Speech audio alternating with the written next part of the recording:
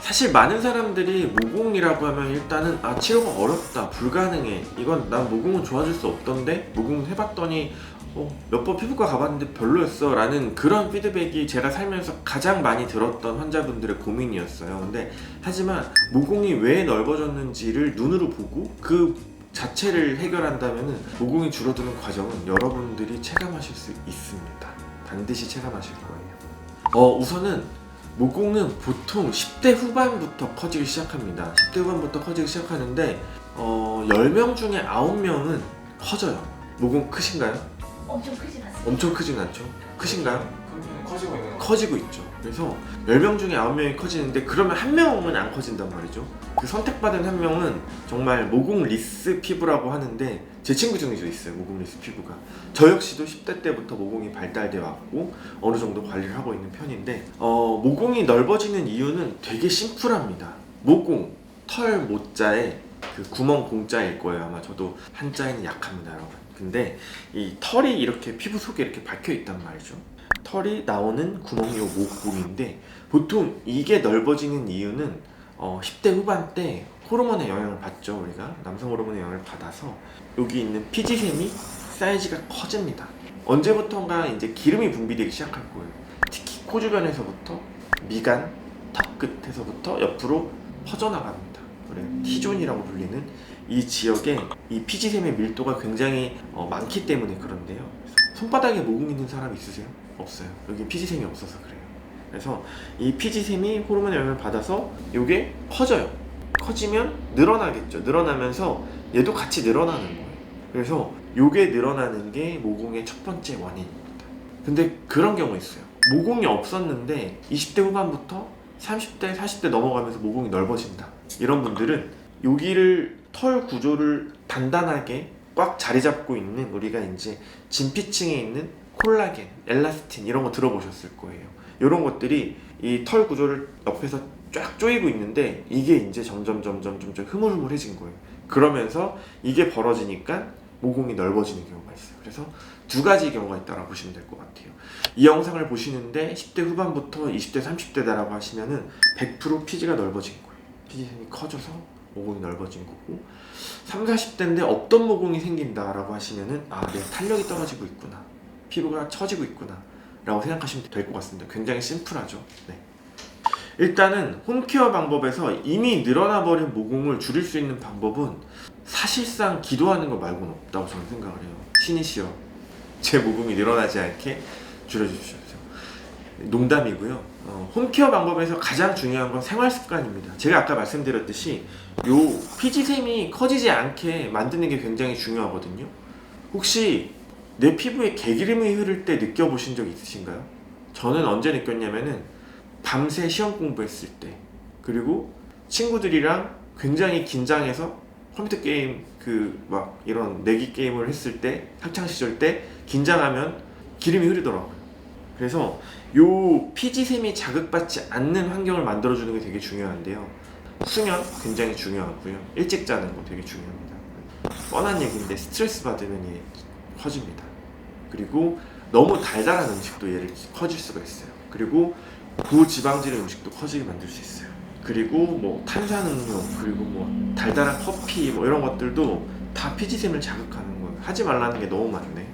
이런 것들을 좀 피하는 게 일단은 생활에서 가장 할 수 있는 방법이고요. 그리고 하지 말아야 될 것들, 그 코팩 같은 것들 있잖아요. 우리 이렇게 막 붙였다가 팍 떼는 거 시원하죠. 막 피지 쫙 나오고 모공 줄어들 것 같을 때 이거 여기에 걸쳐 있는 피지 뽑아내는 거거든요. 근데 얘가 커져 있고 분비가 활발한데 이거 뽑아낸다고 이거 줄어들까요?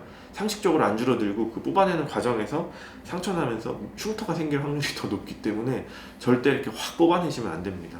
그거 절대 하시면 안 되고, 세안은 미온수로 꼼꼼하게 이 T존 부위는 꼼꼼하게 해주시는 게 되게 좋고요. 그리고 세안하신 다음에는 본인에게 맞는 로션이나 크림 타입의 보습제를 잘 발라주시는 것도 도움이 됩니다. 그리고 지나친 햇빛 자외선 같은 경우도 모공을 넓힐 수 있기 때문에 선크림은 꼭 발라주셔야 되는데, 다만 내 피부가 너무 예민하고 그리고 여드름이 많이 난다 라고 하시는 분들은 선크림을 발랐을 때 트러블이 늘어날 수 있기 때문에 이런 분들은 야외 활동 자체를 조금 삼가시는 걸 추천드립니다. 아니면 치료하고 잘 바르면서 야외 활동을 하시는 걸 추천드립니다. 수분팩 같은 경우에는 보습 효과가 당연히 있죠. 보습 진정 효과가 있기 때문에 그 팩이 나에게 트러블을 일으키지 않는다면 당연히 일주일에 한 2, 3회 정도는 도움이 됩니다. 도움이 되는데 모공을 직접적으로 줄여주는 영향은 없습니다. 다만 표피가 그 수분을 먹으면 목욕탕 갔다 오면 이제 좀 뭔가 피부가 화사해 보이고 탱탱해 보이는 이유도 바로 그런 예인데요. 그런 것처럼 일시적으로 표피세포가 불어서 모공이 줄어 보이는 효과는 있을 수 있습니다.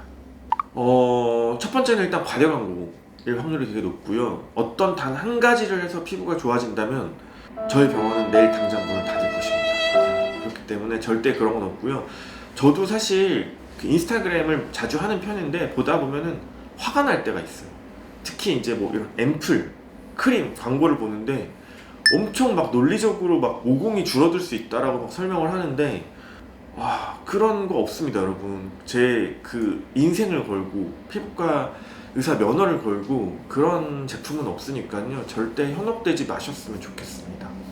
치료는 되게 쉽습니다. 쉽다라는 거는 치료 방식 자체가 쉽다라는 게 아니라 이미 여러분들이 모공이 왜 넓어지는지 원인을 아셨기 때문에 그 원인을 해결해 주면 됩니다. 그래서 10대부터 20, 30대까지는 이 피지샘 사이즈를 줄이는 치료를 할 겁니다. 이 피지샘 사이즈를 줄이는 치료에는 레이저 치료, 그리고 관리 치료, 그리고 약물 치료가 동반이 되는데 정도에 따라서 이 세 가지를 다 하는 경우가 있고 두 가지만 하는 경우가 있고 한 가지만 하는 경우가 있는데 보통은 두세 가지의 복합 치료를 저는 선호하는 편입니다. 그래서 이 피지샘을 타겟으로 해서 이 피지샘 사이즈를 줄여나가고 이미 넓어진 이 진피와 표피층을 이렇게 수축시키는 그런 레이저 치료를 받는 것이 가장 논리적이고 가장 이상적이고 그리고 근본적으로 모공을 줄여서 치료를 더 이상 받지 않더라도 모공이 다시 넓어지는 일이 없게 만드는 그런 치료 방법이 있고요. 40, 50대 때 없던 모공이 넓어진 분들은 이 진피층 자체가 흐물흐물해진 분들이기 때문에 고주파 치료를 선호합니다. 그래서 인모드라든가 써마지 그리고 혹은 코레지 같은 시술들을 반복적으로 받아서 탄탄하게 조금 이 모공을 줄일 수 있고요. 이렇게 탄력 때문에 모공이 넓어진 분들은 일시적으로 더머톡신으로도 효과를 볼 수 있고 꾸준한 스킨 부스터를 통해서도 효과를 보실 수가 있습니다. 사람에 따라 다른데요. 보통 반응이 나타나는 거는 한 2, 3개월부터 시작이 되고요. 그리고 완성되는 시기는 보통 6개월에서 저는 1년까지도 보고 있습니다. 그러면은 2, 3개월, 6개월, 1년 그러면 그렇게 많이 봐야 돼? 라고 하시는 분들이 있는데 모공의 정도에 따라서 치료 횟수는 평균 10회에서 20회 정도 잡으시면 될 것 같습니다. 맞습니다. 그래서 제가 가장 싫어하는 치료가 그때뿐인 치료예요. 그러니까 피부과 다닐 때는 피부 좋았는데 피부과 끊으니까 나빠져. 약간 뭔가 자존심이 상하는 멘트란 말이죠. 이거는 약간 제 어떤 치료 철학과 어떤 치료 결과에 있어서 결과가 무너지는 순간이에요. 내가 잘 어떤 작품을 만들어 놨는데 내가 잠깐 어디 갔다 왔다고 이 작품이 다 와르르 무너져 있으면 기분이 나쁘겠죠. 그렇기 때문에 저는 완성시킨다는 마음가짐을 가지고 치료를 하고 있고 근본적으로 피부 속 촬영을 통해서 그게 바뀐 거를 환자분들과 함께 같이 보고 이게 이렇게 바뀌었기 때문에 모공이 줄어든 거고 앞으로도 어떤 것들을 하면은 유지될 거다라는 가이드라인을 제시하는 편입니다.